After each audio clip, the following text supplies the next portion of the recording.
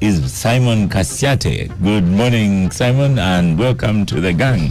The Happy New Year. Spokesperson of Potholes. Good morning, Oscar. Happy New Year to your listeners, and an incredible Happy New Year to the gangsters across the table. Thank you. Be kind, Honorable Semujo. Spokesperson of Kampala Potholes. I will say nothing more. Good morning, Honorable Semujo, and Happy New Year to you. Yes. Oscar. Looks like you've gone back to blue shirts. This is, I guess, encouraging. If you're back to blue shirts. It's a new development. It's a new development. I've never abandoned them. Blue from which direction? Katonga. For now, let us just accept the blue shirts. This is a Katonga man. And we have Ofono Pondo, interestingly, in a yellow T-shirt. You are most welcome to gang. Happy New Year, Ofono Pondo. Thank you, Oscar. I thought it should be the obvious that I should have been a yellow T-shirt or a yellow shirt. This one looks like The last time I saw anything yellow, the last time I saw any yellow, it was a yellow overall. But now this is a yellow, bright yellow. So the weather has changed, as you can see. You need to be free, get fresh air, be light in this hot sun. Yeah. Welcome, Honorable Kateshumbwa Dixon. I saw you on television, sitting comfortably in the Speakers Conference. You're most welcome to Ghana. Thank you very much, Oscar. I don't know what comfortable means, but I'm glad to be here. You're like on the brink of about to doze. You know what happens in those conferences. Or like the next speaker. Yes, you've had a break and you are seated in there. Yes. If he wants to be next speaker, he has to wait for another 15 years. I think a little bit more. Because Anita has to do her 10. Yeah. Then there will be Tayewa. That's it. So and anyway, so most welcome to Gang. Thank you. Have missed you, and Happy New Year to you. Thank you. Happy New Year to you and all the listeners and the gangsters. Happy New Year to Namfi. Happy New Year, Oscar. Welcome to Gang. And to our listeners. Ofononga, you're happy? yeah, to see you. Okay. Yeah. That's understandable. Right. So, first topic today Is it Moses. I was greeting you as you were busy moving chairs around. Happy New Year to you, Moses. Happy New Year, Oscar, my colleagues in the studio, and our listeners out there. Okay. So, Honorable Semujo, we can have a discussion beginning. We were supposed to... here we go. KCCA ED is coming on the show. She's not yet inside the studio. I'm told she's in the car park. What are you looking, and then after that we'll discuss the conference, the speakers conference. What do you look forward to, because your constituency is just right next to Kampala? What are the expectations of Kampala? ED, apart from sharing information that she has, I don't think she's at the beginning or end of the things in Kampala. Because once government has not provided money in the budget to do roads, even if you bring her to the capital gang 100 times, the potholes will remain. And I think Mr. Museveni has known how to deal with the population. He does what Wanyankole call kugumaza. The SFC has one grader. In the morning it is at Old Kampala. In the evening it is in Kololo. And you're all told that SFC is going to fix potholes in Kampala. So let the ED explain to the country that we don't have money to do roads in Kampala, and that money they don't have. When Jennifer Musi was the executive director, at that time I think Museveni wanted to take over Kampala. I don't know what had happened. Maybe the politics motivated him. Because the budget of Kampala grew from about 300 to 640. And there was nearly 200 billion to do roads in Kampala. That money reduced to about 40. Occasionally you have World Bank and other donors, Japan, who will come to do either Satani Bridge, who will come to do So the major construction that you will see here is not one that is budgeted and funded for by Uganda. So today, I am told, I haven't gone through the budget proposals for next financial year, but I'm told the money that we borrowed from World Bank to do roads in Kampala and Wakiso and Mukono, Kampala Metropolitan, that money has now been reflected in the budget. So the hope is not in the ED coming here. My hope is in that money being processed and does the road. And by the way, this was on the initiative of the World Bank itself. No. Because at that time they said the roads in Kampala were fairly motorable roads in Kampala.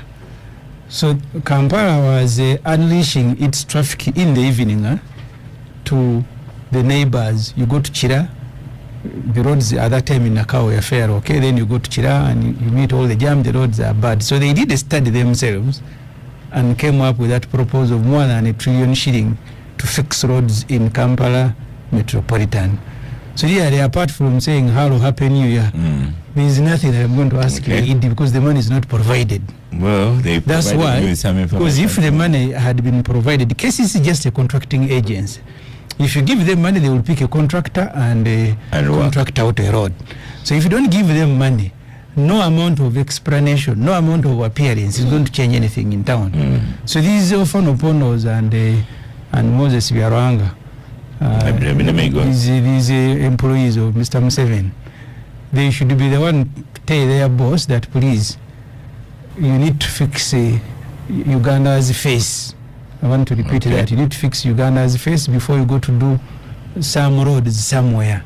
The battles. The Moses, coming on to you, I thank Star Cafe. In between Namfi, Katesh and OO, everyone is munching a samosa right now. No, at least Katesh. Ofonopono is using both his hands and legs. And hands too. He's stepping on one samosa using his two hands to... So only Moses was still free and available. Namfi, Katesh and Namfi were is busy. not yet there. Oh, She has finished. as you were speaking, she did not want to. I didn't have breakfast. So, Moses, KCCA says they have a strategic focus for 2024 to enhance the city's economic growth so that the city prospers and the residents thrive. Will they achieve that? Yeah, well, the ED will talk more about that. But what I know for a fact is that in our manifesto of NRM, we provided for the roads in Greater Kampala. And I think Honorable Semuju, Greater Kampala, Metropolitan, meaning, which includes mainstream Kampala, Wakiso, and some parts of Mukono, and some parts of Mpigi. Chida. I said Wakiso, because a lot of Wakiso. Most of Wakiso, like Kira, like Nansana, this area, as you go to Entebbe, Zana, all that is part of Greater Kampala. In fact, I was telling Nafi here, somebody who stays in Kira, if you told them they don't say in Kampala, they will riot. For them, they say in Kampala. Now, I know so we provided the money, we provided you for it. In the budget... When did you? In the manifesto of this Kisanja 2021-26, that we shall work on the roads in Greater Kampala.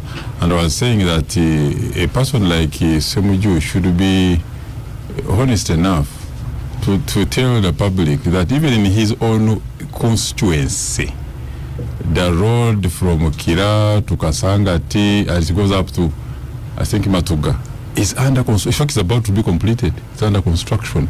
So, as part of the Greater Kampala roads, Semuju, I'm sure you know this.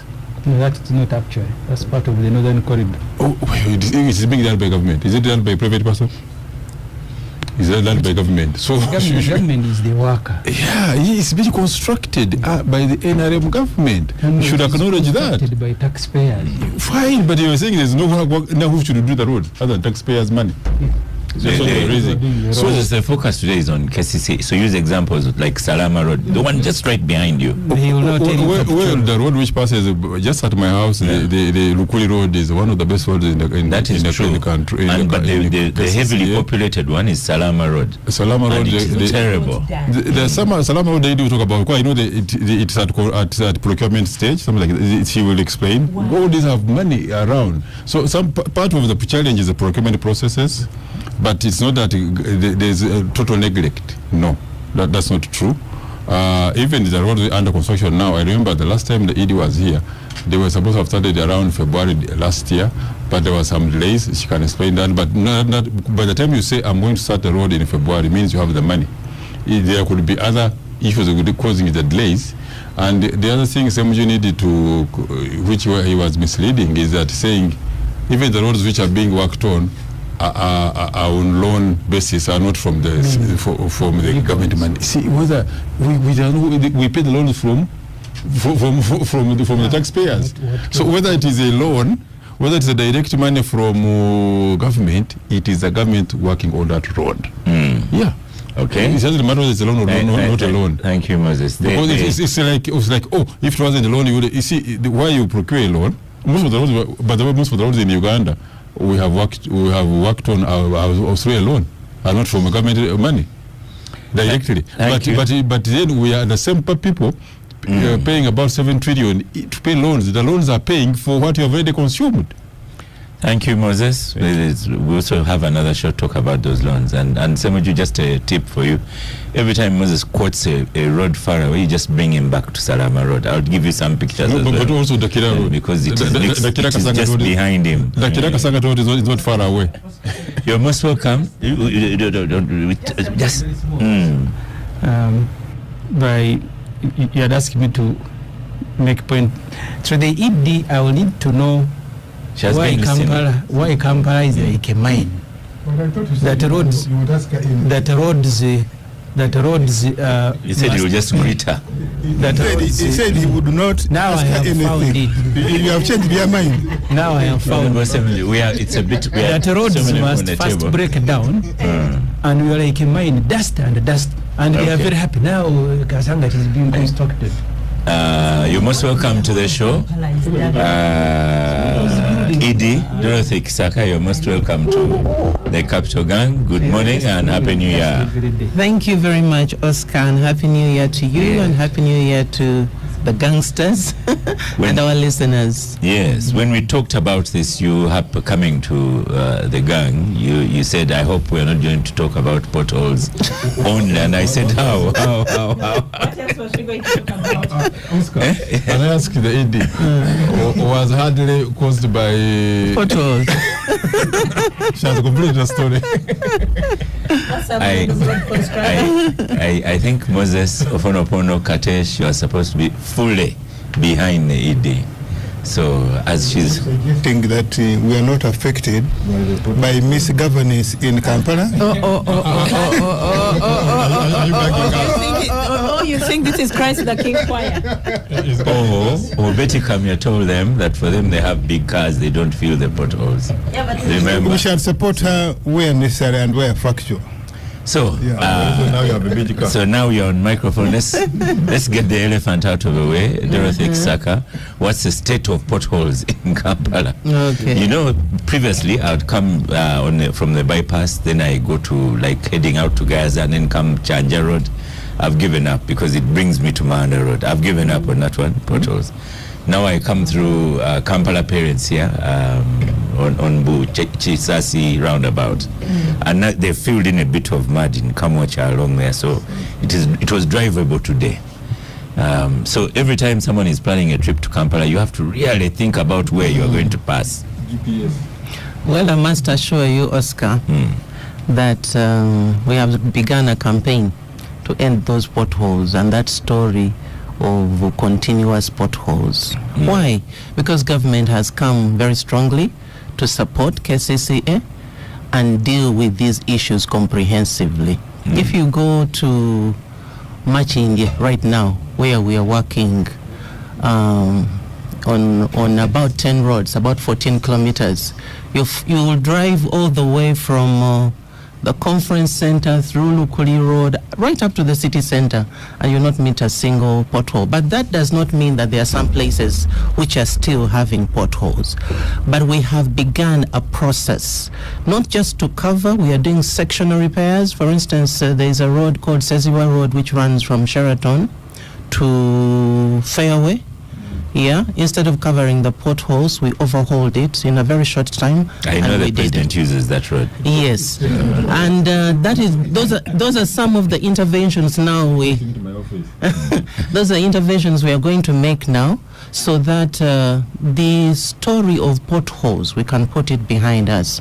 And I just heard Honorable Semujju talking about Idi will just tell us stories. No, we have received the money. We have received the money, and we have received money for 2 major projects. There is a project which is called the Kampala City Roads Rehabilitation Project, which is going to cover almost 100 kilometers. Those people are on the roads. Salama Road is one of them. Industrial area is one of them. Apollo Kagwa Road, Sapolo Kagwa Road is one of them. I'm just mentioning the These very, are very real top. hot spots. Yes. And we have received money, and we have started that work. That work has really started. You know, we are recording these things. I think some of the, like Salama Road, the procurement process has taken rather Absolutely. long. Yeah, Absolutely. By now it should have started. Yeah. So it's not that money came in yesterday. Yeah. Money has been there for over a year. So why? Let's have go on, Idi. Okay, maybe let me say this. Now that the contractor is ready, they're going to do forward maintenance even before they do the total reconstruction. But yes, the procurement delayed. We have things like design reviews, hiring consultants, getting consents from the bank, and all that. Those processes take time. And you can't skip them. You can't skip a process.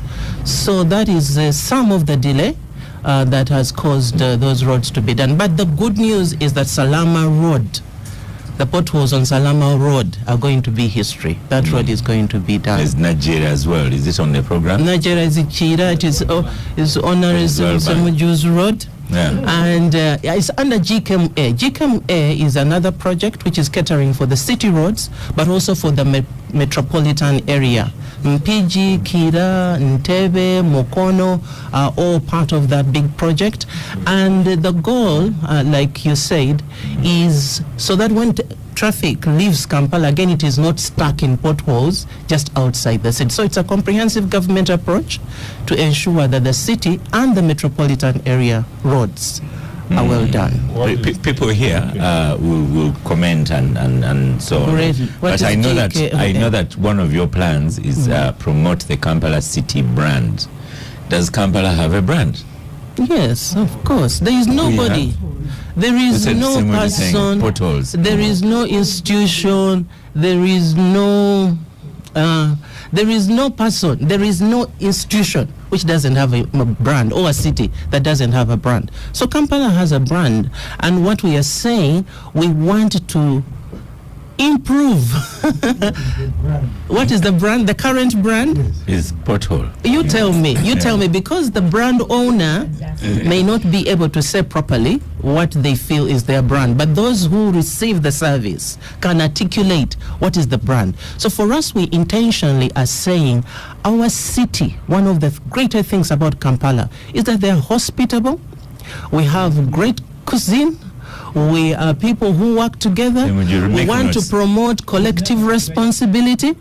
We want to beautify our city with the greening belts, with the planting of trees. His microphone is not on. Continue. Okay. The things that will cause Kampala to be talked about. And you know, a brand is built also internally. So we as a people, we want to promote, we want to guide, we want to create an awareness that let's speak well of our city. Yes. You have noisy Simon Kasiate has been making noise about it. But just two more questions from me, and then we'll have a discussion around the table. People also asking questions. You have a dream about this traffic lights and so on. 27 junctions of traffic lights. Previously, you had the other dream of internet. That one has been rested. Now you have another one of traffic lights. Will this happen? Absolutely. As I speak now, the traffic control center is under construction, and it's almost 60. I'm told over 60%. It's at City Hall, just next to my office. It is progressing well.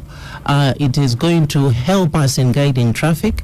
And is it going to use solar power or umeme that sometimes goes off? It is going to use umeme. That is being run properly by my brother there.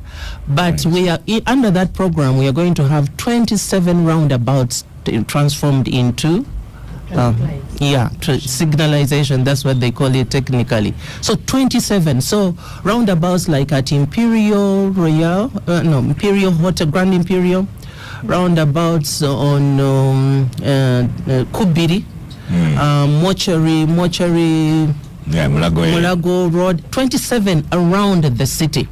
So are going to be removed. And one of the key things we are aiming at is how do we increase the traffic flow in the city. So we have the traffic control center. We are going to work with police. Remove roundabout, put traffic lights. Yes.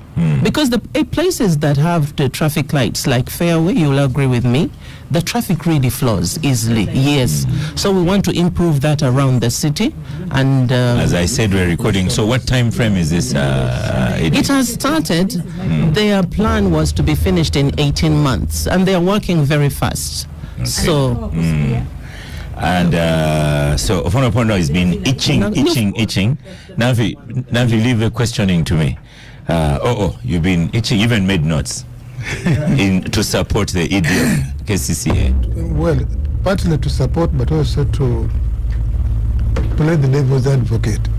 First of all, I think, Oscar, you haven't been fair to the ED. Who can be fair to the ED? Really, who? And also to the listeners. Maybe to the listeners. The way you have asked the question, I thought the ED should have given us a snapshot of what KCCA status today is and her overall strategic program to revamp the city. Maybe you have not been listening. No, I've been listening. You have, yes, you have cherry picks, and consequently, this is my assessment. We have cheated the listeners. We have also cheated the ED. Yeah, but.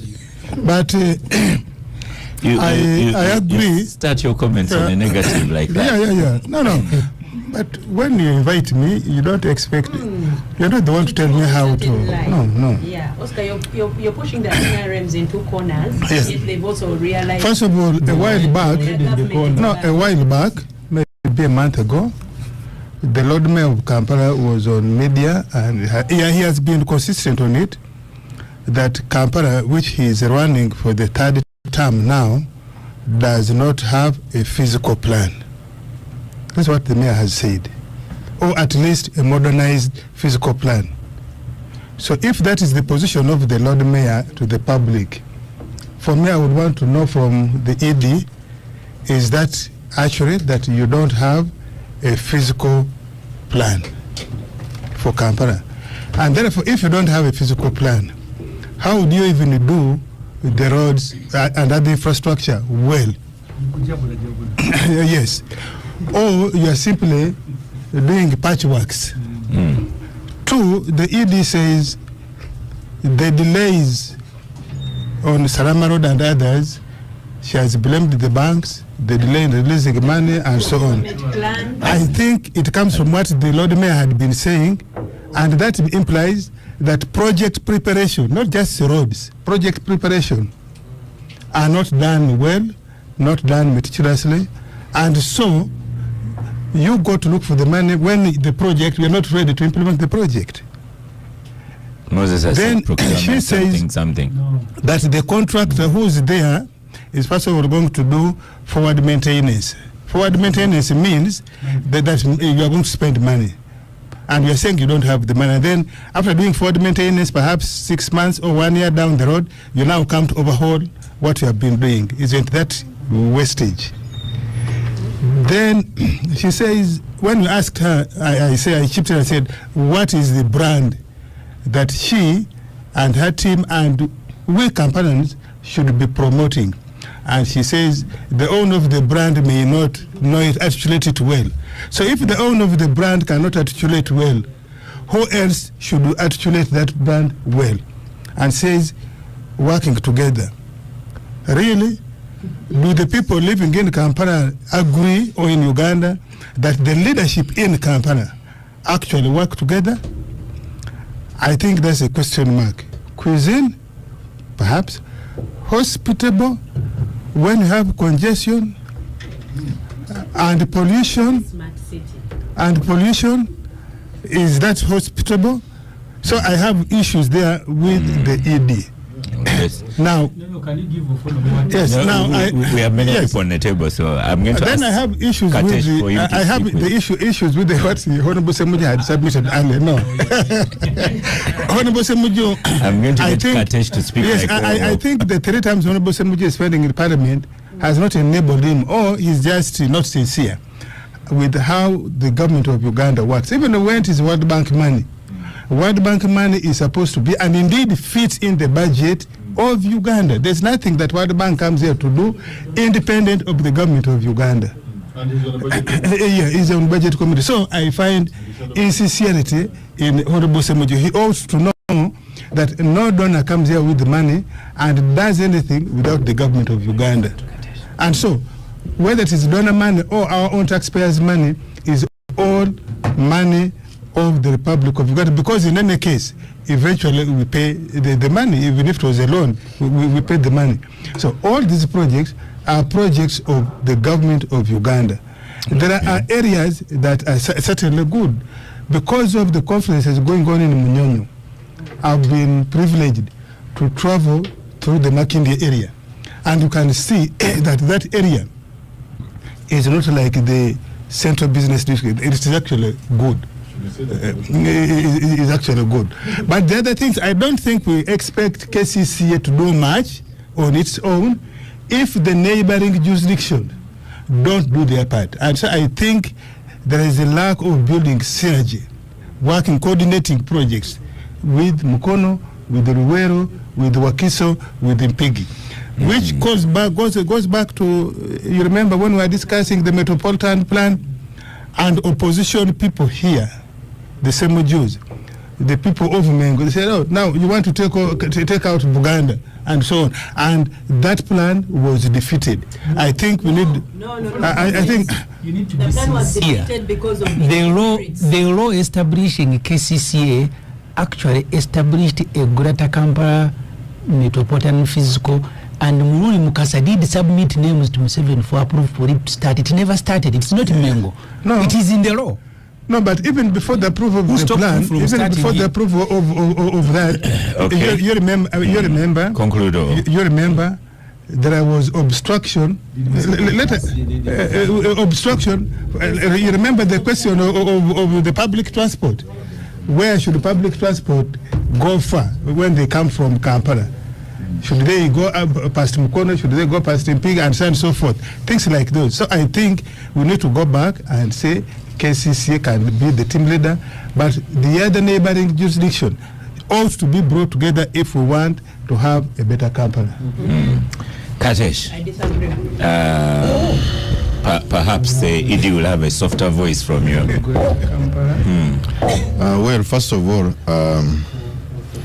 I want to congratulate the ED because recently she was in Guangzhou. She got an award on behalf of Kampala. Is that a parish in Kampala? In Guangzhou, in China. But just for information, when the post went viral on some of our groups, people are wondering what exactly. I can explain. How did Kampala? How did Kampala win amidst all these potholes? And I think you need to be very clear because it went viral. I'm congratulating you because I also could not answer some of the questions on some of the groups.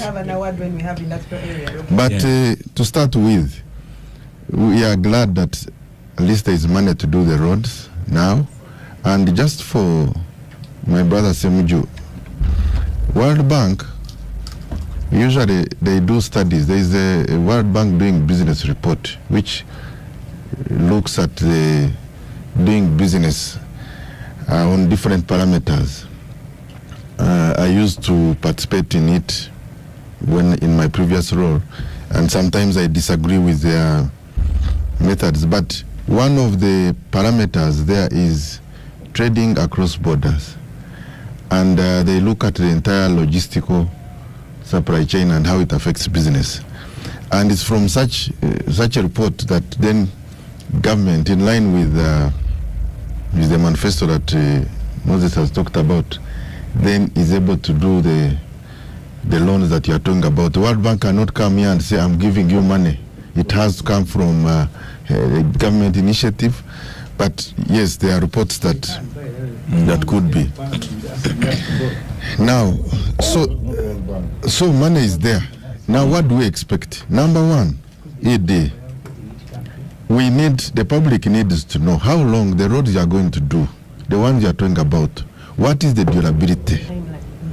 Because this Sezibwa road you talked about, I think I've been in Kampala long enough to know that they worked on it not long ago. Eh?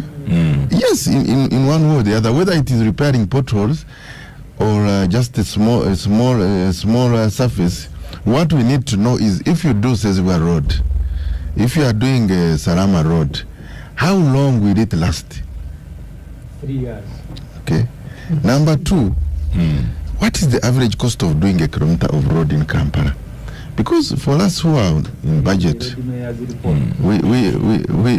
are in a budget with Semuju here. Now he's been promoted to.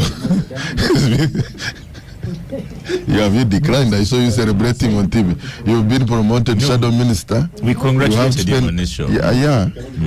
My only advice is that he has to spend more time to read and less of sensationalism.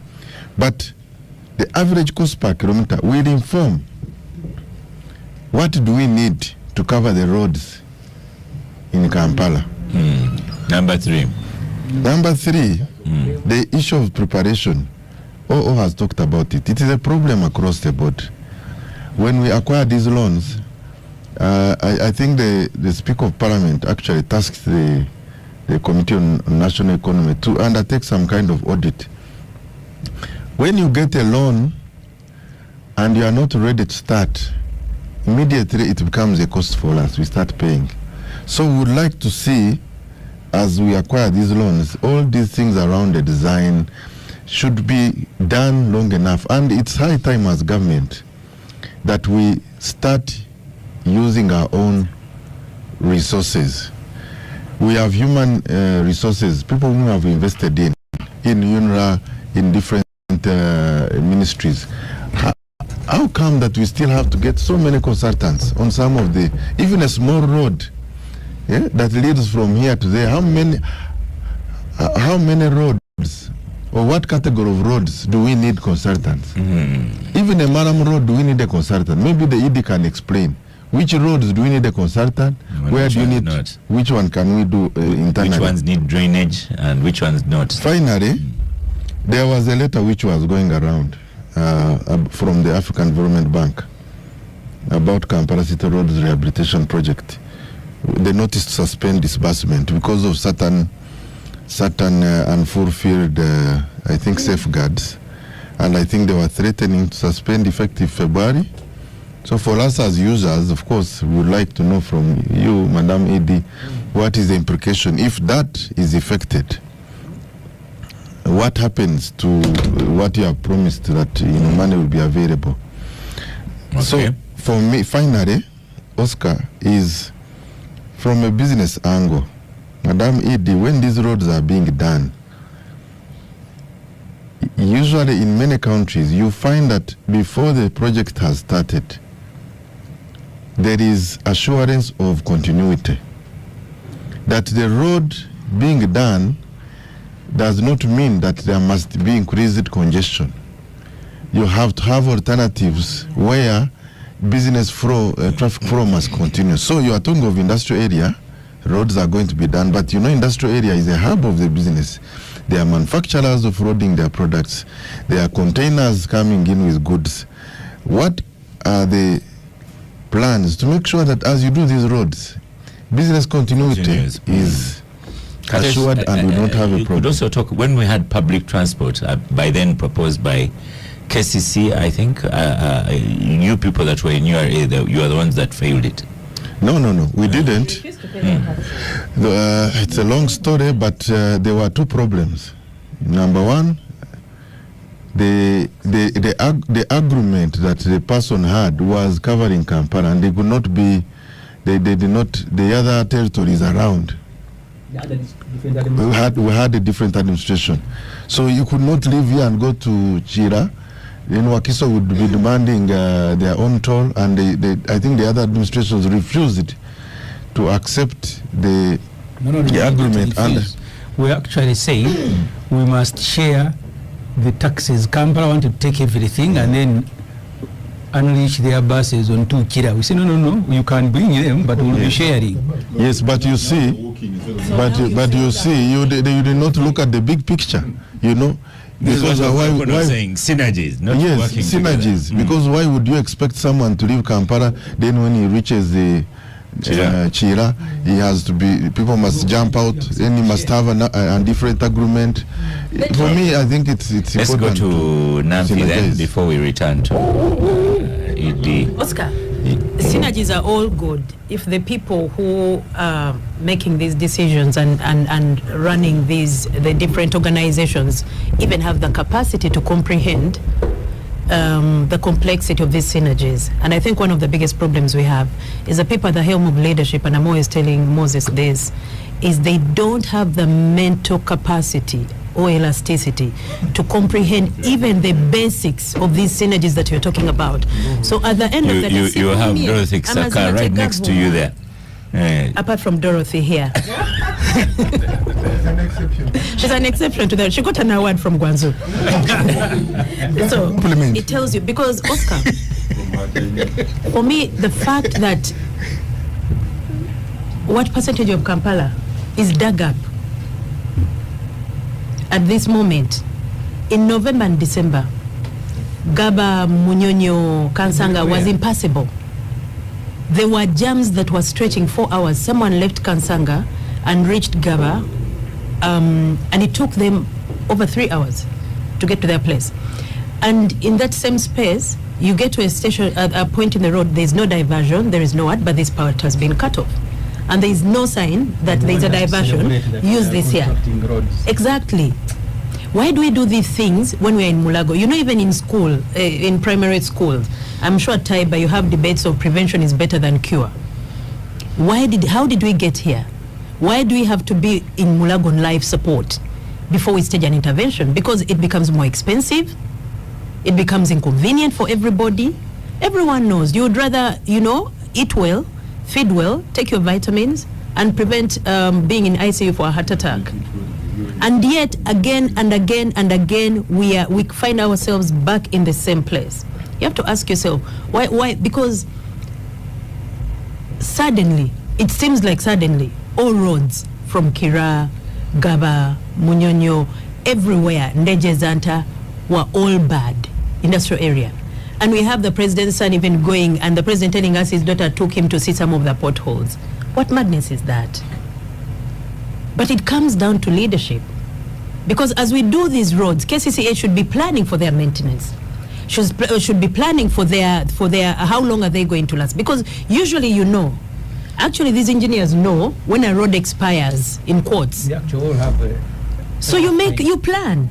And when you're doing the roads, why do you roll out all the work on the same day at the same time? Because someone is coming. It's akin to those people who have messy homes, and when a visitor is coming, that is when they try to clean up. No, you should be cleaning up so that when the visitor is coming, you're just dusting the pans. You're not doing major, massive cleaning, because the visitors are even finding us we haven't finished cleaning, and yet they are coming. So they're going to find that we hadn't. But even why do you prepare for the visitors? Why are they more priority than the people that you live with? Madam Edie here said the people who are in the city should tell us what our city brand is. No. put it that way. Yes. No, that's what you Okay, did. you but give us a revise plan, now. you tell us the plan, you tell us your motto, your goals, and then we tell you this is, we know this is, if because it used to be smart city. And of course now no one can say Kampala is a smart city, because even as you drive anywhere, you're either falling in a pothole or you're filled with dust.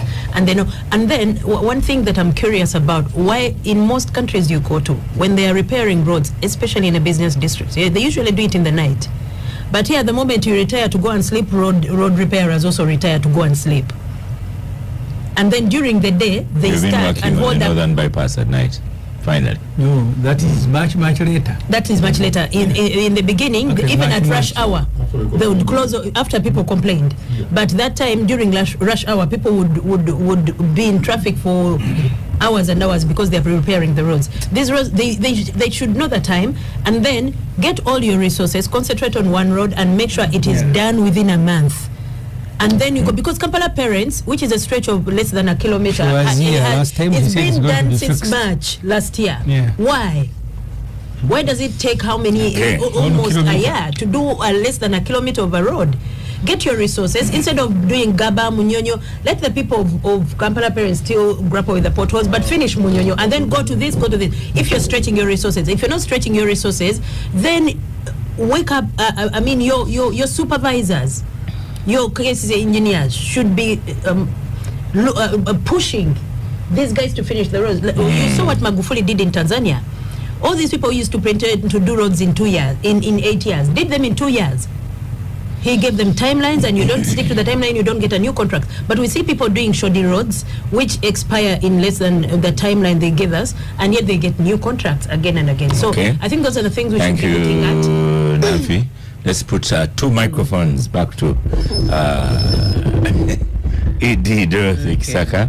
You had actually told me you want to talk about infrastructure improvements, roads, drainage, lighting, walkways, those traffic signaling, branding.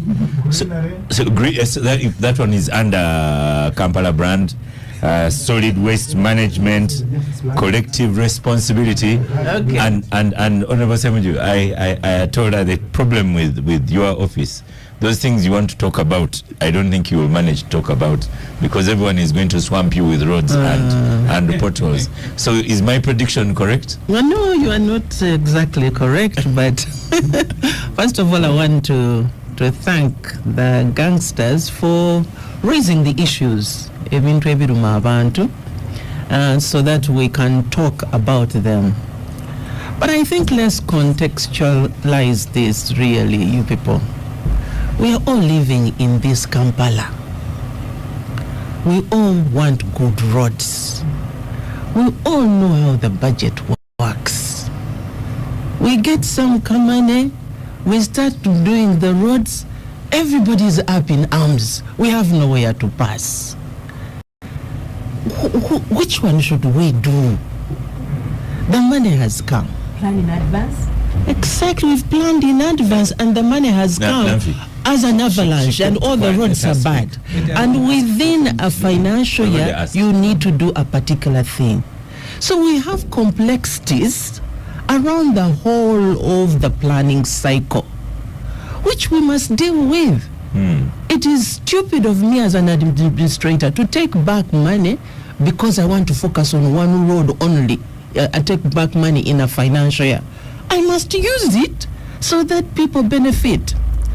First of all, we have a city focus, and it is to enhance the city's economic growth, so that people can prosper, so that the city prospers. That is our historical mission as leaders. Are we creating prosperity? Are we creating an environment that enables businesses to prosper and the people to thrive? And yes, so we are saying, what are the things that need for us to do that? One is infrastructure improvement. That is our roads, our drainages, our lighting, our walkways, the thing which make a person from the rural come to the city. They want to live in a city. They want to live in a city that we call a city. And infrastructure improvement is key. So if we have money in the bag, Let's use it. And we are appealing to citizens, to residents of Kampala. Please be patient with us. This is going to be a season that's going to end. But if I must do drainage, I'm going to create some inconvenience. We've done a drainage at Soyabonga. We've done a drainage at Otospa. People had built all over the drain, and whenever the rain comes, there's a great flood. So should I wait for conveniencing Kampala people, Tembatawanya, before I do the drainage? There's going to be some inconvenience created. Right now, there is a drainage we are doing here on Komamboga. And about 10 homes, you can't access them. But there is no other way for us to do that except inconvenience. And that's why we are saying, let's work with the leaders in the local areas, in the parishes, in the villages. We are speaking the same language. Let's work with speed so our people are not inconvenienced. So that is something that I think we need to underline. But talking about, there are so many things to talk about. Let me go to this branding thing. We are saying we are building a smart city together. So when somebody says it's not a smart city, yes, it is not. But the goal is to build a smart city. As an administrator at the helm of the city, that's my goal. And what does smart city mean? It means there is infrastructure improvement, there is technology use, there is people well-being, a health city, and there is a wellness about being in this city. So that one we cannot go back on. We want to improve our cleaning collectively. How do people manage their solid waste in their homes? We want to green the city. We want people to paint. Right now, we're on a drive of clean, green, paint, and pave. Everybody taking care of their own household, house frontage, or trading space frontage. And we want to bring other people on board in what we are doing. Institutions, businesses. This city is ours together. If the goal is to build a smart city, how do I, as a OO, participate in this actively? How do I, as a school child? Recently, we ran a program we called it the Smart City Ambassadors. We did secondary school children, and we ran a program for girls and for boys to sensitize them on these things like not throwing rubbish, keeping a hygienic city and environment. These things must be inculcated into the whole community. So the smart city is the goal, but the going there involves each and every one of us. So there is. Yeah, go on. Honorable Semuju, allow me to talk about the award. Yeah. And then after that, waste management. Kampala City received an award, Mwami Oscar. Honorable Katashumba, we received an award as Kampala City. It's not Chisaka who received the award. Kampala City. The question we should ask why. Why did we receive an award? Yes, why? We received an award to recognize the impact of the Weyonje app developed by KCCA to deal with solid waste management in slums. You know, slums have a word, they call them informal settlements in to make it sound nice. But this Weyonje app is a significant creation. It has created 15,000 jobs. It has eased the way we collect solid waste from the communities. Septic tanks are emptied fast. Latrines which used to fill and people would just empty into drainages, now that is minimized from where it was at 80% to about 20% now. We have people who have taken this on a business of emptying the septic tanks and enabling communities to be cleaner instead of our drainage. We used to have cholera outbreaks, if you remember. But since this Weyonje app started catching momentum, those things have gone down. So in Guangzhou, China, they were recognizing Kampala city for this Weyonje app. People are benchmarking on the Weyonje app. You can laugh, you can ridicule, but this is a big thing that our team have come up, and it's helping in cleaning the city. So ladies and Ugandans who don't live in informal sectors don't know anything about it. Correct. The Ugandans who live in high-rise buildings, who live in Kololo, Ugandans who have their greens, Ugandans who don't have latrines in their home, you don't know anything about this. We have a group of people who live in environments where there are no toilets, where there is no flowing water. Those people celebrate this, and this award is for them if it is not for anybody else. So this Edie Dorothy Kisaka, just hold on. We stop for a quick break and then you'll conclude. The Capital Gang on 91.3 Capital FM. This is the Capital Gang. Welcome back from the break. I'm not sure the ED has had a good break. I'm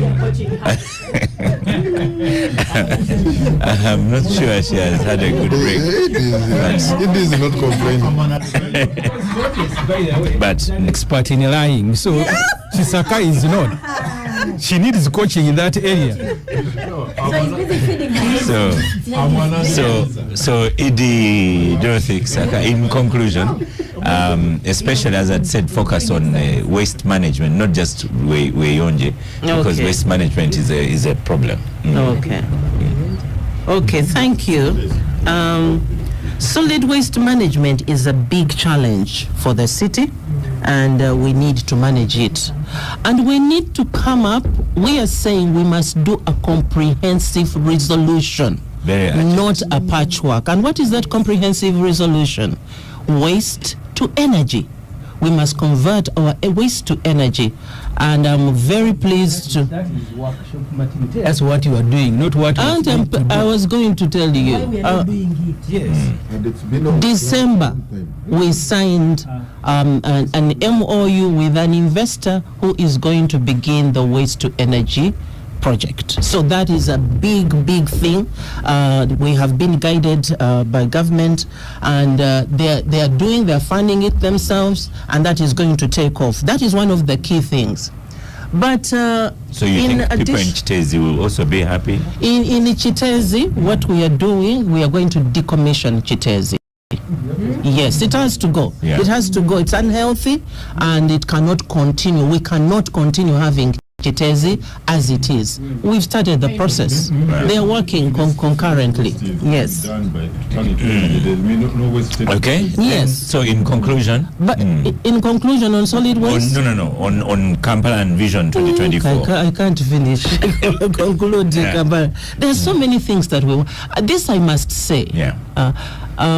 Maybe on solid waste management, I can add that we are also doing about 22 toilets, new toilets, which are going to be commissioned this year. Yes, that will be ready in about 2 weeks. I want to really... Yeah, go on. Huh?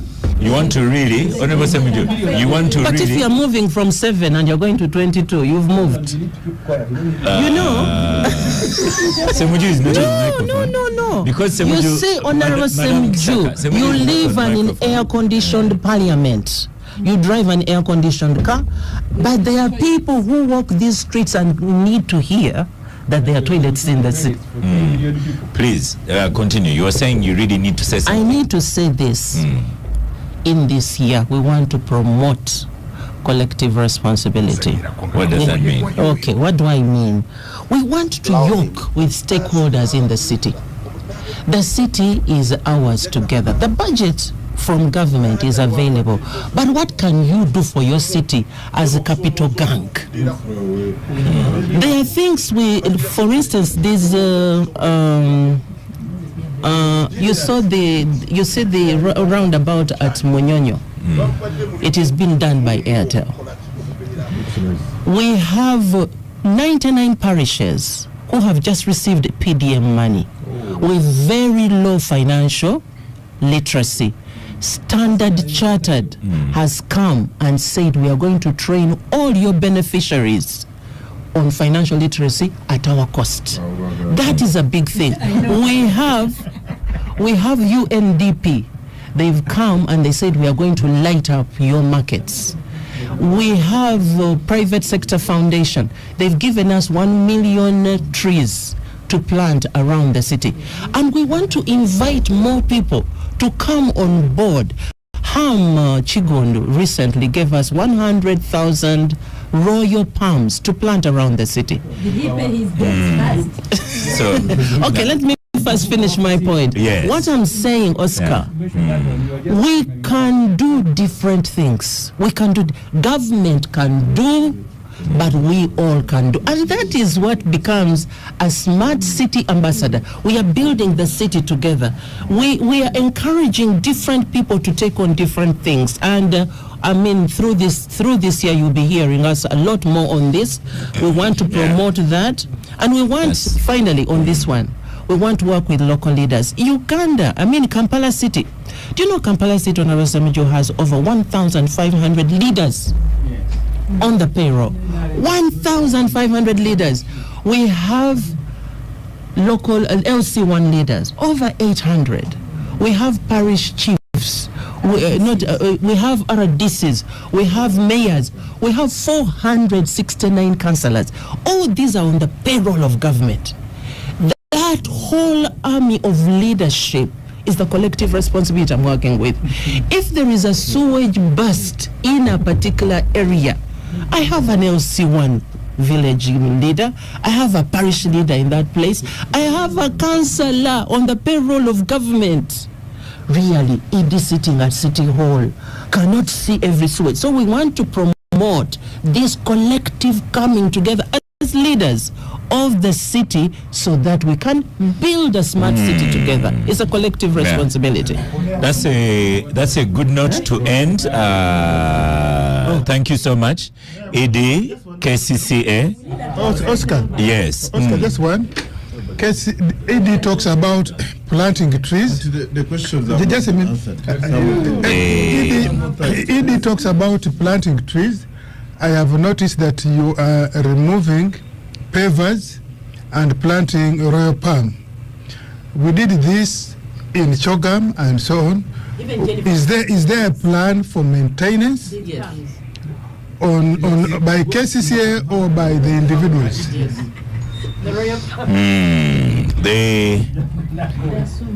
There's so many questions and so on. What I can promise is we shall invite you back regularly. Whenever you have a timeline, maybe just a quick one to finish with. Yes, go on. Oscar, people are really concerned about roads, and I would cheat them if I didn't talk about roads. In the next 36 months, 36 months, because it takes time to do a road. There are some roads which we are doing total reconstruction. These are the expensive roads. These are the roads that are being done by contractors that you go through this whole procuring process, design reviews, consultants here, which are a requirement of the funding bank. Over 100 kilometers in the city, over 100 kilometers in the city are going to be new, brand new. Okay, you just hold on. You think you will pull out? No, I can give you perspective. The Kampala city has 2,100 kilometers, and currently about 32% of that is paved. So if we increase another 100 kilometers, we've really moved. Of course, it's still, there is a big gap, and that's the reason, the dust. Because there are many roads which are not paved. It's a fact. Yeah. There are so many roads which are not paved. So even if you pave some roads, some are not paved. One of the areas that is really paved is this way, Chanja, Chisasi, If you take an aerial view, you see the roads and they look like they're maram. Actually to pave them by They look like they are maram because of the other roads which are not paved. So that is, but 100 kilometers is coming to us, Kampala City. And under the Greater Kampala Metropolitan Area project, we are doing a 52 kilometers. That's huge. Maybe in Nigeria. You can That see. Nigeria is in Kira, so. I want to thank you so much for braving the first gang. Yeah, over but here. let me finalize on that, Oscar. Okay.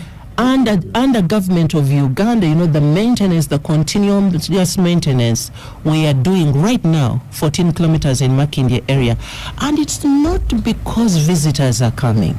No, it's not. These things were already on our plan, but the money came in. The money came in at the time NAM summit was the priority, so we focused on that. The president told us he was going to roads for the summit. So there is no way to convince us that he didn't do this because... Thank you so much, Eddie, Kampala City Council Authority. Thank you for appearing on Gang.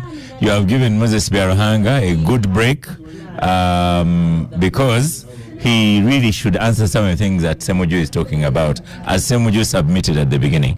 So over to you, Katesh. You attended NAM. Sorry, you attended the Speakers Conference, I beg your pardon. Well, he will also attend now. But what are the takeaways? What? Give us an update. First, Katuntu is not here, so Yeah. you could give us the update. Yeah, first of all, I think it's been a very successful conference. I've been in charge of protocol arrangements, working with my chair, Honorable Katuntu. And Namfi, you make a note of your things. I thought, Namfi, this is the new year 2024. At the point, yeah. Okay. So we have an organizing committee entirely by Parliament and a few agencies whom we have co-opted. So we've been working together to make it successful. And our chair is Honorable Katuntu. And we have different responsibilities. The speakers, I think right from the time they arrived and the discussions that they have had, I think fairly, it's been a very successful conference.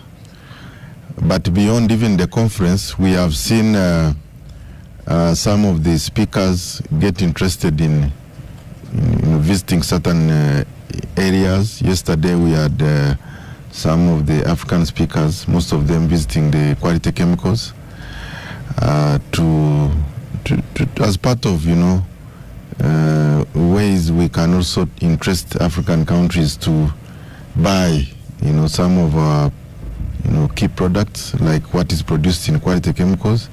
We've seen a number of speakers go out for delegations, go out for excursions. So it's been a conference where discussions have been made about major issues concerning Parliament. And the President, His Excellency the President, gave us a lot of time. He attended the opening ceremony and the luncheon, and he gave a very, very, very important address. I interacted with about 3 speakers who said that it was a learning,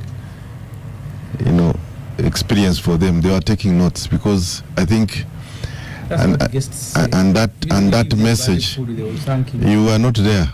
Just keep quiet. Yes, but you didn't get the speakers. I'm talking about the ones whom we had. Don't be distracted, Katesh. Yes. So today some of the delegations are leaving. The others will be leaving tomorrow. I think. What have we gained from it? Well, What is the part Ugandans are more interested in? and why did we need billboards of them? Nafi, hold on. Nafi, let him finish, and then you are going to have your time to speak. So he commissioned this billboard. Namfi, go on. Let me just give you one example. For your information, you are a farmer.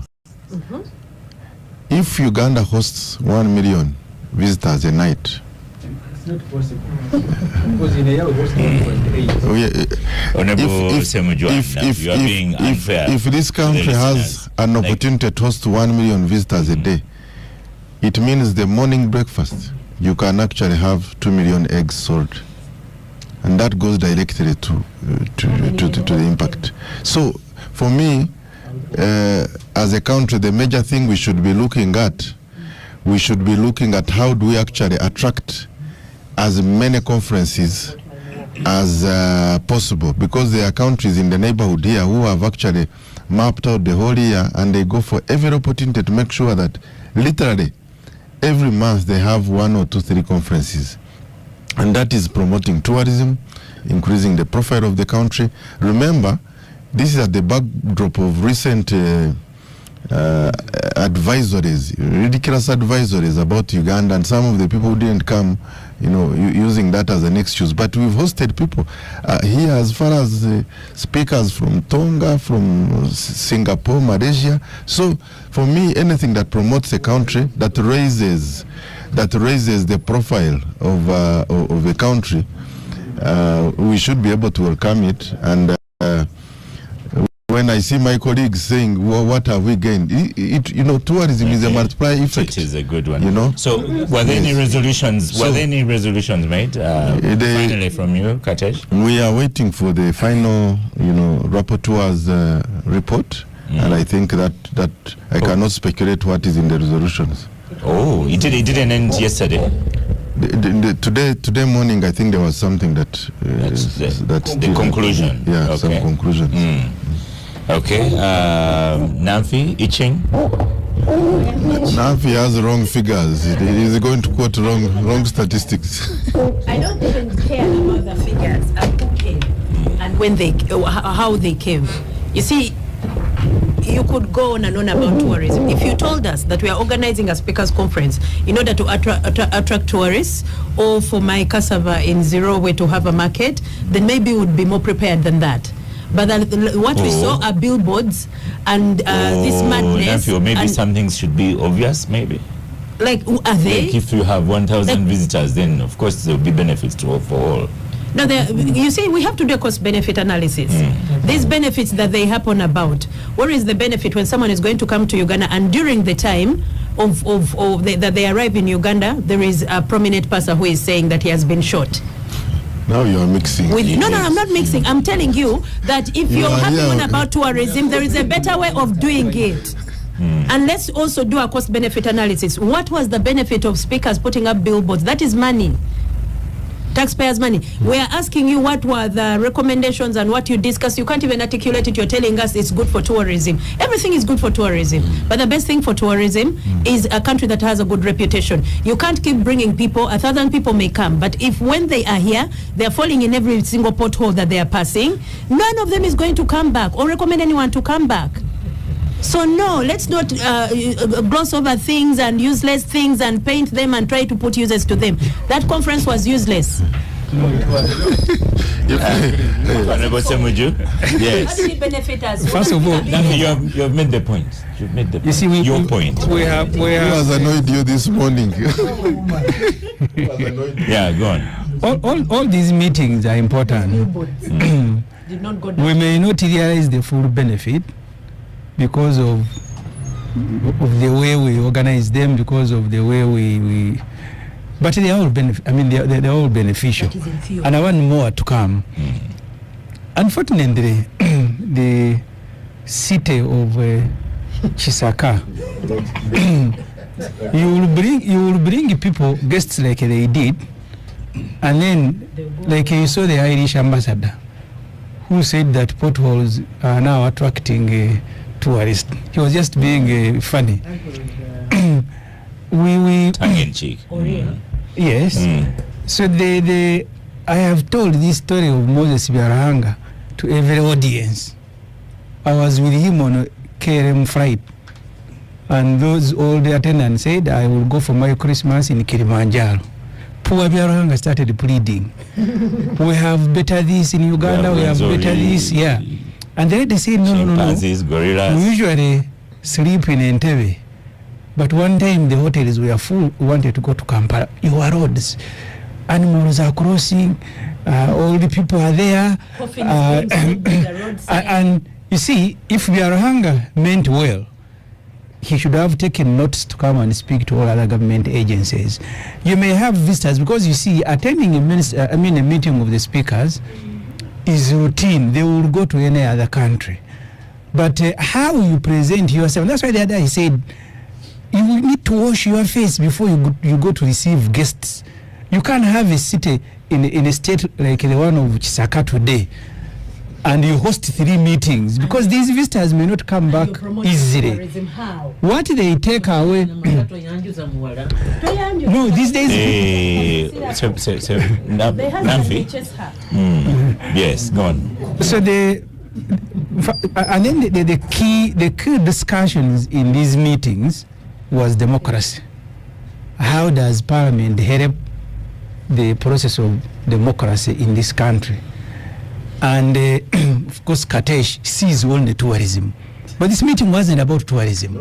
It was about democracy, all the themes. How does Parliament help democratize the country? And then the one who is going to give a very good speech, he has been in power for 40 years. Maybe he should have been given a tag to attend the meeting to run instead of giving a speech. So really, everything that can go wrong for a meeting went wrong. Okay. That you have brought speakers to speak about democracy and how parliaments can help a country to be democratic. And then the monument of that country is a 40-year old dictator. And is the one speaking, and Katesh says, oh, they went very happy that he gave a very good speech. There's nothing to learn from someone who has been in power forever. Okay. So the parliament hasn't. Thank you. Navi, you have already spoken. So let me cross over to some positives. I'll start with Mr. Fred Magezi Kirinju of State House. You start with a positive communication on how we have benefited from the Speaker's Conference. He's a communications officer, State House. I am actually happy there. All vehicles are parked in Call. We don't need all these vehicles for government people. Thank you, Mr. Oscar. Good morning, the gangsters. Happy New Year. Good morning, the listeners. And Happy New Year 2024. Straight away, let me start with the positives, especially on tourism. First of all, tourism is an industry that survives on, perception, how you present yourself. Recently, Magezi Chirinju. Communication officer. This thing is, you don't listen. Let him present. So I'm still around you. Yeah. So we have had a challenge with the industry, starting with COVID, and then when we are recovering from COVID, then we got ADF killing students, then killing tourists. So the image was really having an issue. But the coming of this, first of all, the Speakers Conference, now I'm coming in, and then G77, already that means a vote of confidence. Because you see, many times when bad news breaks, and of course, like for the tourists, it was covered in Uganda, it was covered internationally, and amazingly, some of these countries like US and the UK also, when the story comes to them, for them their perception of it is totally different. They could think the whole country is at war. But when you have international conferences coming in, like the Speakers' Conference just ended, and then this coming too, it gives the country, that break, that perception break, that no, look, things are not as we thought they are. So that was the first benefit. Of course, the second benefit is whoever has business that these visitors had to use is smiling all the way to the bank and probably opening a new account because more are coming. So if you do not have anything you are selling, you cannot see them. You cannot say the market is not working. Okay, maybe you can say the market is not working since you are selling nothing there. But ideally, if you have what to say to these visitors, you must be one of the happiest people. Then two, these products we use, we are not importing matoke for these visitors. Importing meat, where it is supplied by Ugandans. So Ugandans are the supply chain, the suppliers of hotels are benefiting. Then also, of course, the owners of accommodation, places, the hotels, these ones are making a killing. I'm sure you may not get to sleep in Entebbe, you may not get to sleep in Gaba. Then also, of course, transporters. Most of the guests are being transported by government, but there are all the others who are also opting for private travel arrangements. Those Ugandans who own travel to travel companies are also benefiting. So the multiplier effect is really is big, and it is.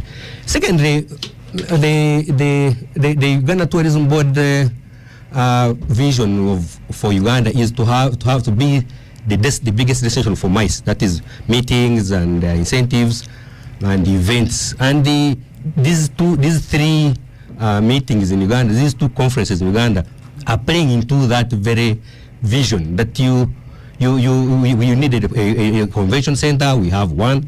Now, the more conventions, the more conferences we get, it means that even at private level, if you have a hotel that has been stuck at 3-star, you start realizing when the conferences came, visitors spilled over to you, and they barely stayed just because the place was full. So you'd be like, let me try and also upgrade to 5-star, whereby I'm no longer the last option, I'm among the first options. So the benefits, apart from the political ones, really for tourism, it is a good thing. Okay. More positives on the benefits of a speakers conference. I will speak about the three conferences so that, because we don't have much time, these meetings, like everybody ought to really know, is that they give us country profile mileage, especially in a world where terrorism and other threats scare away people. Secondly, when there is aggressive competition to attract visitors and investors, so they help us build our... Kenya has been getting a large share. Country profile. And all these negatives notwithstanding, the records show that Uganda is attracting more investors. This last year ending, this year that has ended, Uganda outperformed the region, the countries in the EAC. Out of 13.7 billion US dollars of FDI, Uganda took the lion's share at 10.2. Kenya, which used to be, took just 1.0. Tanzania 1.03. 1.3. So these are 2023 statistics. Yes. So that's in FDI. Our own tourism numbers, Honorable Semuja has just talked about our, just in Entebbe alone, we now have 1.8 million people annually coming into Uganda. 4-5 years ago, we had like 800. And even when we may complain about dilapidated, pothole things, infrastructure, but these help us build infrastructure, even when we do for visitors. But fortunately, these are not, yes, the visitors coincide with it. Now, the Commonwealth speakers, we have 54 countries that were invited. 72. No, 54 for the speakers. Now, the ones that turned up out of 54 have been 33 speakers. Just give an average that every speaker comes here with 5 people, average. I think what others sent delegations. Yes, others sent delegations. Everybody was now, in the country. Those are additional mouths to feed, and therefore they spend in our country. 5, 10. And I want to believe some of them may make a decision to come back and visit for longer.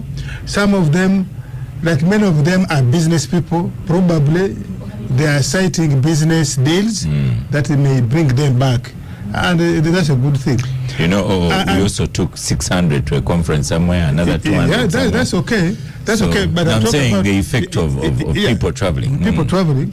Now, that is, we are going to have in the first month of the year, we have had the speakers, we are going to have 3 back-to-back meetings. From 15th to 20th, we are going to have non-aligned movement of 120 countries. We are going to have here a summit of presidents. All 120 countries of NAM have been invited. By yesterday, 97 had confirmed coming. 25 presidents, 10 vice presidents and prime ministers. You can imagine if you have 25 presidents here, even if they just come for a day and they go back, what does it mean? Again, country profile and other things. We are going to have a discussion about issues that affect members of these 120, majority of them, what we call third world countries. What does that mean? That probably we shall build convergence on issues of investment, issues of trade, issues of political integration of the blocs.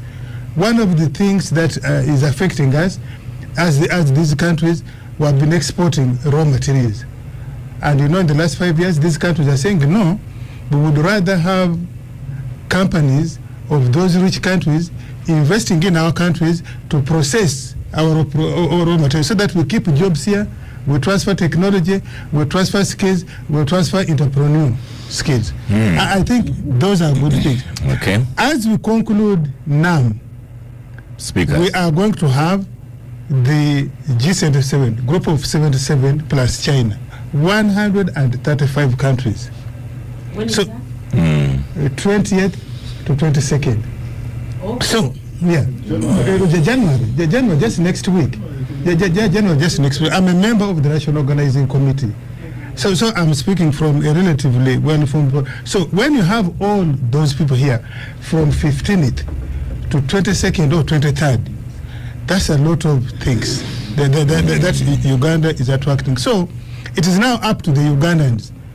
Even when we complain about the Commonwealth, that some people may say we didn't get much, but that Commonwealth of 2007 helped us. Now we have one convention center. Previously, we only had Sheraton and Serena, which could accommodate presidents and vice president. Today, believe you me, actually more than 3/4 of the presidents have chosen to stay only in Munyonyo. Meaning that we have alternatives. We have alternatives. There are those that not just security, convenience. So it is just up to Ugandans now to say there are opportunities coming our way. How do we build more to give people confidence in like Atashumba said, there were 7 negative advisories in 2022 about terrorism, about the Anti-Homosexual Act, about governance issues, democracy, a little bit of Ebola. About that, about Ebola and so on and so forth. But in spite of those negative advisories by the United States, by Britain, biggest countries in the world, at least in the international diplomatic world, you can see that 25 presidents and 10 vice presidents have still made a decision to come. Thank you. Now, we're going to pause for a break. I just want to give just elements of this. If you have the president of, if you're talking about geopolitics, global politics, and you have the president of Cuba, you have the president of Venezuela, you have the president of Iran, you're having the president, this single Palestine. You know that South Africa has taken Israel to the ICC, and have the president of South Africa coming. What more global attention do you need? We are going to have a discussion and a position on Palestine. Can you imagine the attention we are going to have, that Uganda is not going to have a discussion on the current conflict in the Middle East and Palestine. So it is no. Thank you. It is up to us to present the way you want. After the break, to make good of these meetings. Let's have Moses after the break. For him, he usually has statistics and so on. The Capital Gang on 91.3 Capital FM. Back to the gang, short break. Moses, your time to inject the positive. Well, someone tap over shoulder. As I want to agree entirely with the Ofono Pondo. And Semuju? Semuju didn't say anything. Semuju said the conferences are good to have. Yeah, so he doesn't agree with me. On that one, yes, but the other ones I was just not mind. I didn't listen to Semuju much because you were talking about democracy, what. And that thing's boring. You see, was the theme of the speakers' meeting. Yes, but it's democracy. See, democracy is not an event. Democracy is a process, as you know it. Even in countries like America, until 1962, women were not voting. Until even up to date, you hear that people at work, you find a lady doesn't get the same amount of money like the man, where they're doing the same job with same qualifications. It's a process which keeps on improving, and there's nothing wrong with the speakers of Commonwealth sitting in a country some you might think is undemocratic to say, how can your country be democratic? So what's wrong with that in the first place? So, but to say that President Museveni has been in power for 40 years, he has been in power for 40 years under a democratic system of election where you have had a candidate and lost many times, 4 times. So please, so that's democracy. Your message has stood 4 times and lost. Now that you have gotten that out of the way. And for you have stood 3 times and won as an MP, and it is not democracy, and you are in the parliament. Surely. Anyway. Now that you've gotten that out of the way, back to Speaker's Conference. Back to the conference. The conference, as I said, I agree with what the Opono has said. It's good for Uganda. People who didn't know about Uganda, you have all these international media focusing on Uganda. Those who have had the negatives, now they are seeing the positives. But if the speaker, for instance, I think didn't the Speaker of the House of Commons come? But when people see this, the leaders coming. Have you seen the country they are going? I only have your microphone on.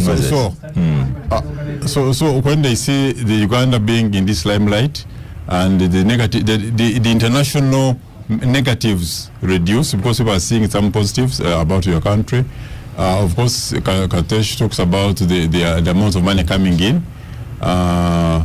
So much, I'm sure Uganda must have gotten more. You can imagine, I'm sure the rooms, the speakers were speaking in, they were not paying less than $500 a night. And if you look at that money coming into Uganda, many times you have been telling you about the strengths of the Ugandan shilling against the international currencies like the dollar, the British pound, the euro.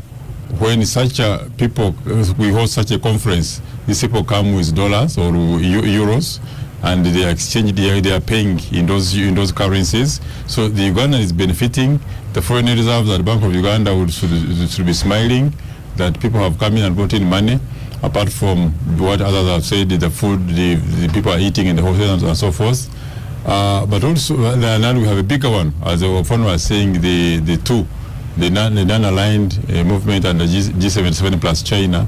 Here you will have hundreds of delegations. If you hear 120 countries coming, and each one is not about 10 people, that's over 1,000 people coming into your country, and all the rooms are going to be booked. In fact, I don't know whether Uganda we should have kind of a holiday so that will allow free flow of traffic during that time. Otherwise, all the hotels will be booked in Uganda. That's good. If you're in Kampala, that's good for our tourism. That's good for the country. That I'm looking at the financial inflow of the money coming in the country. You have had most of our neighbors, the depreciation of their currencies against the dollar is so high. Uganda has been stable, and this coming in of these funds is going to further stabilize the Ugandan shilling against the dollar. And for the business community, this is coming in at a time. Normally, December and January we have what we call the Basama coming in. If you notice, I'm sure Kateshwa has been in these issues, knows it better. The shilling comes down, falls in the price. I mean, the dollar falls in the price. And for people who are interested in or are doing business, it's a time to buy dollars because the dollars are coming low. And around March, the price will maybe go up by about 200 shillings. So people make money in such situations. Somebody goes out, has Ugandan shillings, buys dollars, keeps them for this period. I'm sure Namfi is listening carefully. Namfi, go on. Namfi, you make money. Moses, go on. Namfi is listening. Just only have your microphone. Namfi is listening again carefully. She will buy some dollars, and around March she will sell them because the dollars in this period, the price is down, and it's the best time to buy dollars. So to me, the country is benefiting both on tourism, both on financial foreign currency inflows against outflows, and the exposure Uganda is getting to people coming back. I'm sure some of these speakers will find time to come back to Uganda after having seen it. Honorable, yes. You know, I was around when Chogam was being planned to come to Uganda. Before then, I remember the best hotel we had in Uganda was a hotel in Entebbe, where the former president of the US state, Bill Clinton. Lake Vic. Not Lake, Botanical something. We only had one presidential suite of that, apart from Sheraton. But because of Chogam, the government came up with policies. I remember we had a lot of exemptions that were extended, and that gave rise to all these hotels that you see. Right now, when you see the new hotels coming up, Marriott crossing in Zambia, this one here, it is a demonstration that actually Hi there, this is Sunny Business. the people have faith in this country. We will not be having new hotels being built when you know that there will be no return on investment. So for me, the big thing is how do we actually get as more and more conferences to come in this country month by month, so that the multiplier effect is much bigger than people might think. Semuju, as we finish off this topic, how can we improve? We have, I don't know if your car is also impounded here in Kololo or Kateshes or Moses. I think for me, also, how can you make sure that for the next conferences, you have people like Mkunyinji registered early enough? CBMK, our listener Gift is asking, can they register them early so that you don't have that kind of rancor refusing an MP to go in?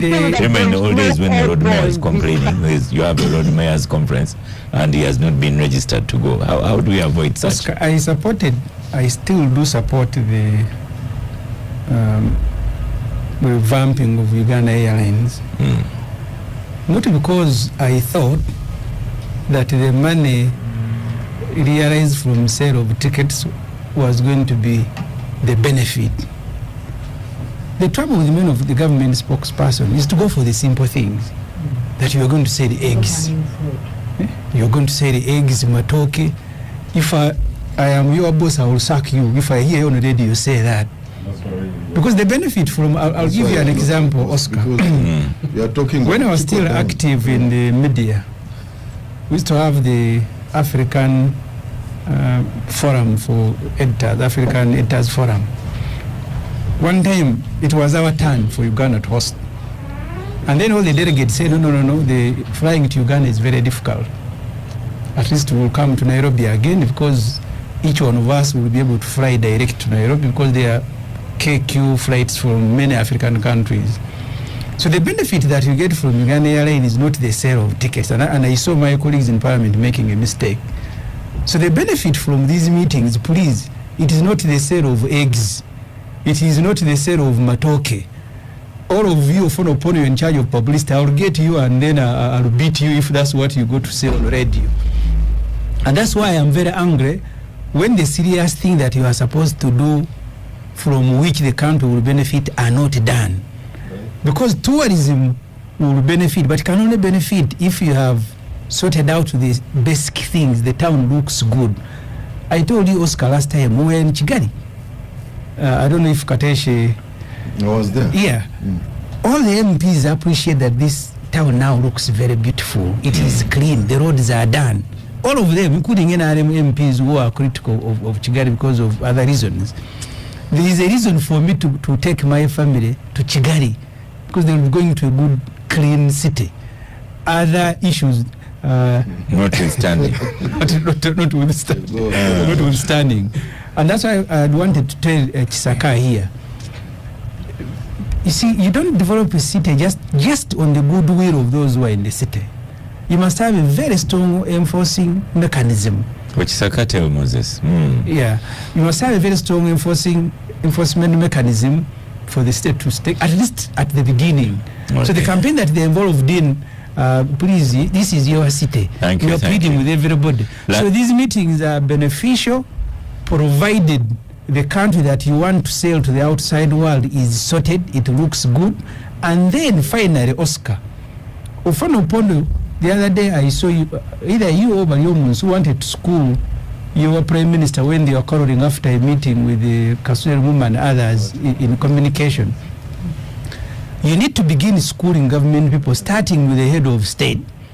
You cannot be quarreling over travel advisory, and the head of state is in the media advertising that his wife has COVID. So you are inviting people to come to Uganda, but in the media they are saying, no, where you are coming, there is too much COVID, even my wife has.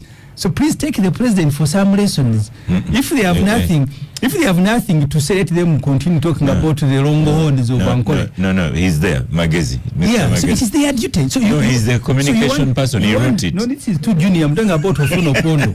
So you are inviting the world to come to your city. You are saying, here there is COVID, even my wife has. And Mr. Magezi, conclude on this one. Are you the one that advised the president to announce the... Not my boss is here, so that will sort it. But let me remind the Honorable Semuju that cuisine is part of a tourism component. Many people can go to Paris to wine and come back. Secondly, you imagine if I visited you and your home was clean and posh and I came back hungry. I think I would I won't remember that your house was even clean at all. Don't worry about the rest. You conclude on the benefits. Already we have a name and I think a speaker. I don't know from which country. He's coming back with the family as already promised. So already the benefits are beginning to speak for themselves for sure. So we apart from the ones we had spoken about already. The visitor numbers, of course, would increase. Then also there was also cultural exchanges in these meetings. There was in this one. There is going to be in the coming ones, and these and even businesses. Because if we may be speaking in these ad hoc meetings, and I realize that I could come back and invest with the Ugandan. You get it? If that's what somebody wants. If let's leave Matoke, which I was complaining about, but still, as at smaller level, is smaller Ugandans. If I have my goats. Have sold goats. If I have my matoke, they have taken it to this conference and they are still taking more. So you cannot discount these. And these are all monetary. I may say matoke, but I'm basically saying I sold it. I have cash in my pocket. I don't have the matoke itself. Moses, just before you're going to speak last and first on the next one. So Moses just wanted to add in this one. I think about 3 times talked about the president's message about COVID when the first lady had COVID, and she's now tested negative. First of all, the president has been open about COVID. Even when he had COVID, he mentioned it to the public. It's nothing, there's no secret about it. COVID is now no longer a pandemic. It's a disease like any other. And to be open about such a thing and also tell people that we still need to take measures about COVID. It couldn't stop anybody to come to Uganda because the first lady in Uganda has COVID. It couldn't stop anyone. And thanks to God, she's now free of COVID. Many people, other Ugandans could be having COVID, but the coming to open about it does not discourage tourists to come to Uganda. In fact, it shows that this country, which can be that open, is good to go to because they take measures to ensure that their people are safe. Thank you.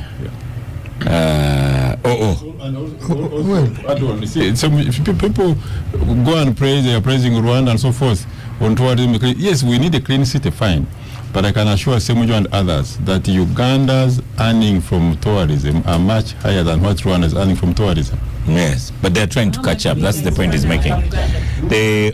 Yes. Yeah.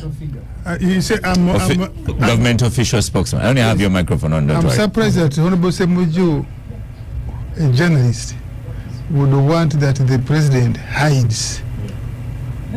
First of all, there is in communication, public relations, factual communication. Let us look at COVID. Somebody has issues with Boris Johnson.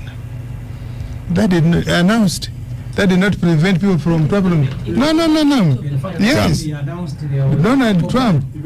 I don't remember people going for UN General Assembly because Donald Trump or Joe Biden had announced that they had COVID, and at the height of the pandemic.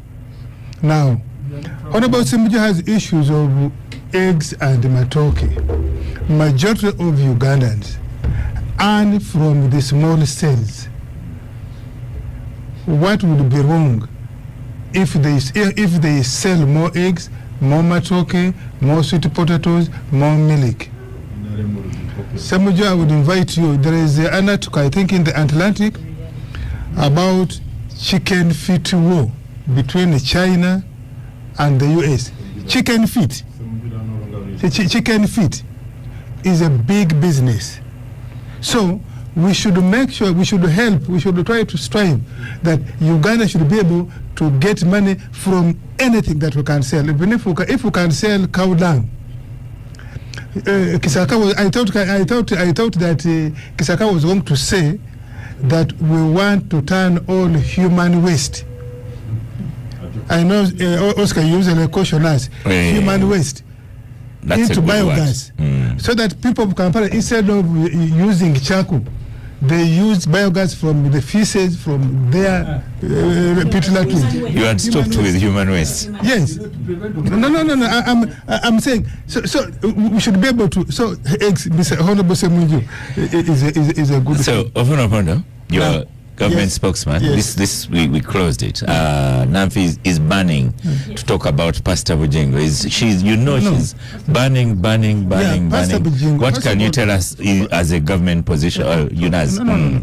First of all, instances of shooting, which could be criminal, somebody looking for money from you, or settling scores, or even politically related, have been frequent, isolated but frequent in Uganda. We have had 12 skill, we have had a minister shot by bodyguard, we had the case of General Katumba. So these are also major. Then there was the policeman as well. So these are some of those isolated, high-profile criminal incidences that are under investigation, so that hopefully eventually we should be able, if not to get what are the causes, why are these people being targeted, at least we should be able to expeditiously catch the suspect and try them.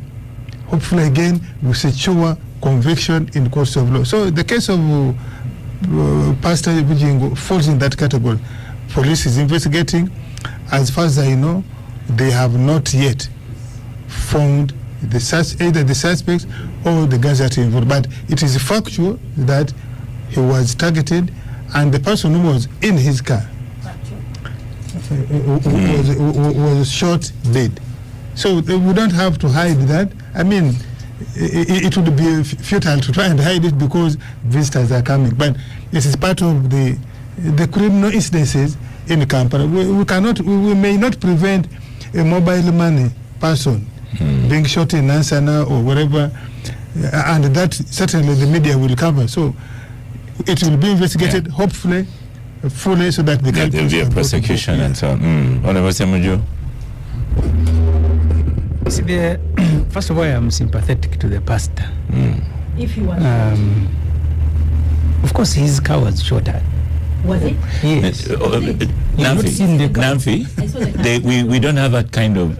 You prepare your notes and you So the trouble in Uganda is that even where we should be sympathetic, people are not.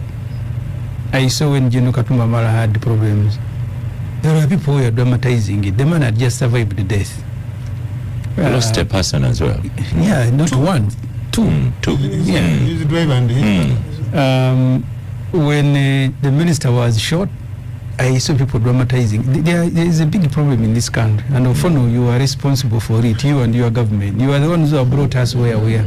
Because when people die, man was put as a target to get people to talk to each other. We should sympathize with them. The circumstances and what happens, people may legitimately have questions to ask. I also because they say the pastor with the body after the shooting was able to drive the car to Morago. So there people have questions to ask. But the vehicle was shot at. I have seen photos used by police. So for me, the question that government must be answering, Mfono Pondo agrees that these things are frequent. The outrage that the president made, fingerprinting guns, recruitment of LDU, this and that, there were many. Cameras. Why are they not stopping the frequency? Why are they not stopping? For me, that's what I want government to be answering. Okay. Because it is frightening for people who are moving sometimes at night, and they don't have to be many for you to be frightened. Because when Abiriga was shot at, one MP, the president wrote to finance instructing them to buy a pickup per an MP, and he said he was going to deploy sharpshooters in writing after one MP had been shot and killed. So even if they are isolated, once you have those instances unchecked, they really cause a panic. We are getting out of time. Katesh? Actually, why the only one? First of all, we are out of time. Yes, of course, death is a very bad thing. This morning I lost my only uncle that is living. I extend condolences. Yeah, sad. So I'll be going to Shema. But I sympathize with who lost a brother as well. I send my condolences to the person who died. Moses lost his father-in-law last week. Sorry.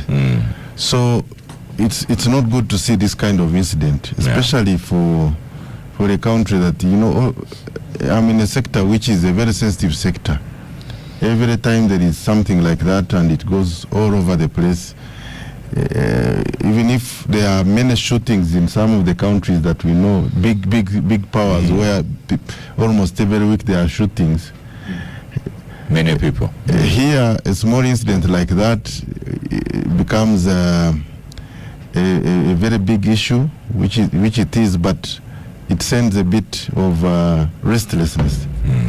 But there are facts which are clear, that the vehicle was shot at. We have seen it.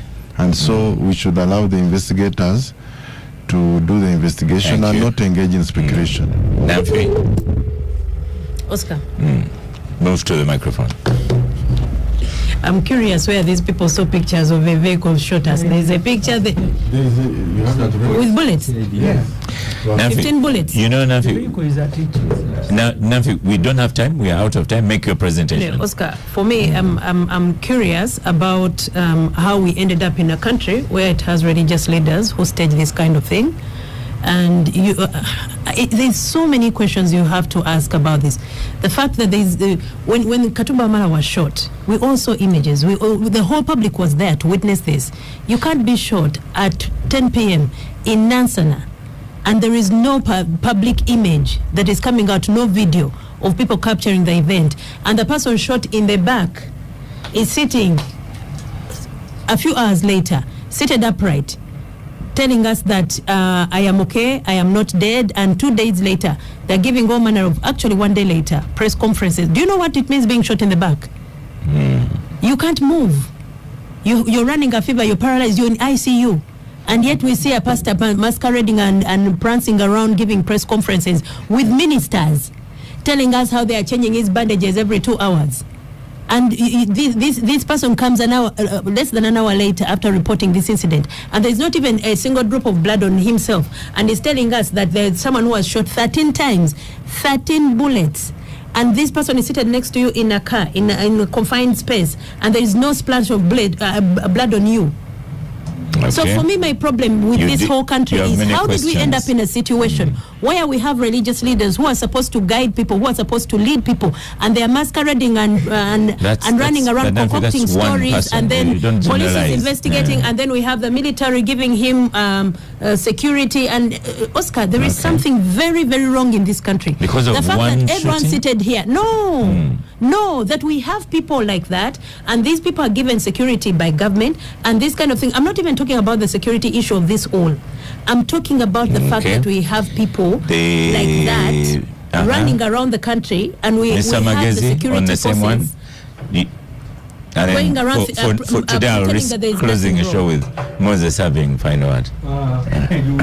I'll risk. If the risk goes bad, I'll reallocate. It was a very unfortunate incident where one person died. Yes. And I think what Nafi is saying is what Honorable Semuju was saying, people dramatizing an unfortunate situation. We have one in the studio doing it live, so it's a bit unfortunate, but I mean, that happens. Yeah. But since the investigations are ongoing, we shall wait and see what they tell us. However, the concern of people being shot at really is for everybody. You can't know. You could be shot at accidentally in somebody's car, so you have to be alert all the time. So it's a very unfortunate thing. I'm sure is handling. But also sometimes, other than question whether there were photographs, maybe we should question some of the things these people do behind the scenes. That could be a legitimate question. But to say there were no photographs, I mean, even Chigunu's death, I think, was photographed maybe an hour later because the car never left the scene. But if a car leaves the scene, what are they going to photograph? Unless wanted the Bijingo to photograph himself at the scene and drive to hospital. But otherwise, Okay. Otherwise, it was unfortunate. Thank you. Moses, final word.